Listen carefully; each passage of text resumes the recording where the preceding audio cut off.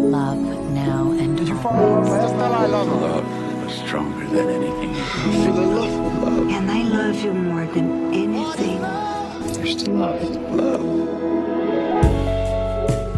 From the New York Times, I'm Anna Martin. Welcome to Modern Love. And happy holiday week, everyone. Since it's a holiday, today we've got an essay by Kema Christian-Coates about people she calls holiday men. Kema's essay is read by Shayna Small.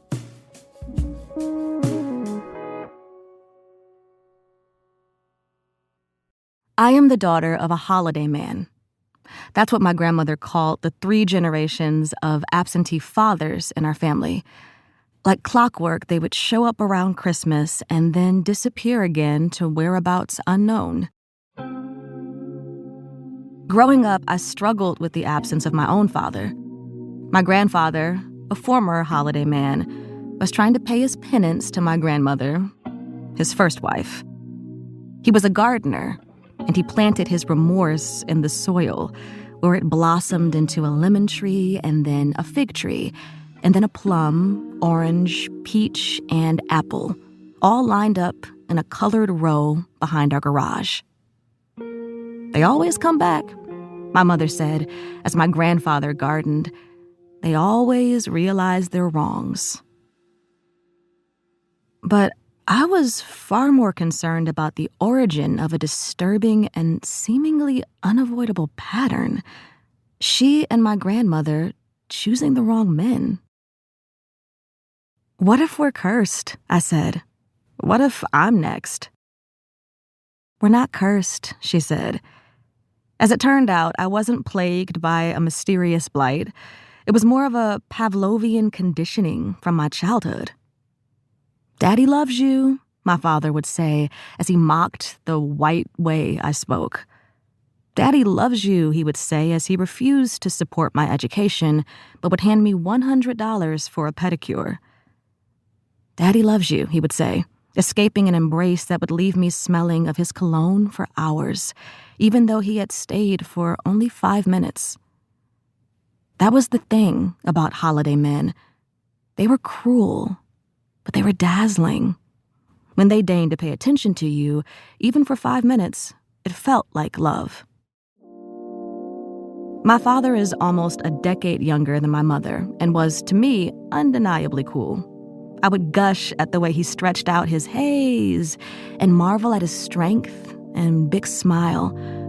When he took me out for drives, it didn't matter that he was blaring music that my mother never let me listen to. It was so loud it was impossible for us to talk during the limited moments we had together. It was a true act of love when he turned down the volume whenever I'd pipe up. Each December, he would call to say he was coming over. I would brush my hair and put on clothes that were nice but didn't look like I was trying too hard. I would run back and forth to the window, excited for the moment when his white pickup truck would pull into our driveway. He would sit next to me, cologne filling the room, his snakeskin boots wild against our Persian rug. He would get everything wrong, from how old I was to what school I went to, how many suitors I had. At the time, none. Within minutes, he would slap his knees and tell me he had a party to go to. I would wait for his white truck to disappear before bursting into tears. Daddy loves you, he said one last time when I was 17, surprising me by apologizing for not being around to raise me, promising he would do better, be better. I thought, maybe this is what my mother meant. Maybe he's realized his wrongs. But I never saw him again. One day I marched into the kitchen and said to my mother, I don't want to make the same mistake. I don't want to marry the wrong man. I was determined to avoid her fate, to find a husband who was nothing like my father. So I quizzed her and documented her every misstep in love. But the Pavlovian cycle had its hooks in me, and I was immediately drawn to fledgling holiday men who disappeared when you mentioned the slightest discontent, men who promised to text but never did. Men who professed their affection before revealing a girlfriend I hadn't known about. This, I figured, was normal. In my mind, true love was a toxic, complicated, all-consuming mess. When Lana Del Rey's Blue Jeans came on, I would sing along, "Love is mean, love hurts." But the list I made with my mother of her failed relationships did not account for what the holiday men had left in their wake. A resilient, quick-witted tribe of matriarchs who didn't miss a beat when their husbands fell short of their vows. Instead, they cut them off and shielded their offspring from more hollow attempts at love. I had been so busy pitying the matriarch's plight that I ignored their power.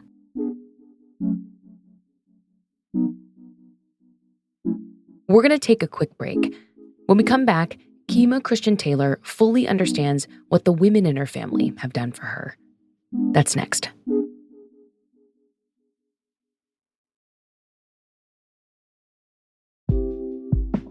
My grandmother, the first in her family to finish college, raised 2 Harvard graduates on her teacher's salary.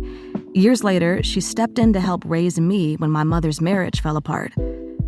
When my grandmother checked my homework, she would point to her head and say, "What you have up here, no one can take away from you." She dragged me to church and volunteer events to show me how giving back was the best thing we could do with our blessings. One day, she saw a woman sobbing in Starbucks and offered her the pack of tissues that she always carried in her purse. I was mortified, but she was teaching me by example that we needed to look out for other people. My mother, the breadwinner and provider, also gave me everything my father couldn't. Strong values, tough love, weekend drives to theater and choir and dance practices on the other side of town. She worked late nights to put me in the best schools that led me to a Harvard education. She had been saving for it since before I was born. Because of the holiday men, I was surrounded by fundamentally good, loving, and formidable women who pushed me to think for myself when I asked for somebody else's opinion, to save my tears when I cried over something trivial, to strive to learn as much as I could because knowledge would be my power. Years later, I met my now fiancé. Even though I had been raised on my mother and grandmother's love, I was confused by the ease and kindness of his courtship. Sometimes I thought that a lack of pain, drama, and games was a sign that something was wrong. I poked and prodded, picking fights designed to reveal any holiday man tendencies before I became too invested. I was puzzled when he didn't run as I began to expose my flaws, and I was confused when I carefully laid out every test meant to drive him away. He remained unfazed and rooted by my side. I was acutely aware that he would listen quietly to my every word, not blasting music or checking his phone, just waiting for me to articulate my thoughts, no matter how inconsequential. I was surprised even more by the way his eyes would spark when I challenged his stances or talked about gunning for a promotion. But it clicked for me one night after I had stayed out late with my girlfriends and came home to find him sleepily propped up on the couch, waiting up until I got home safely, exactly as my mother and grandmother had done during my high school years. No holiday man had ever done that for me. The head of our matriarchal crew died almost a year before my wedding. It was a loss that left me in awe of her sacrifice and her willingness to infuse me with her goodness and strength. My mother reminded me, the ears are the last thing to go. So as my grandmother was leaving us, as she slipped into another world, I held her hand, leaned in, and thanked her for being the gift that the holiday men left behind.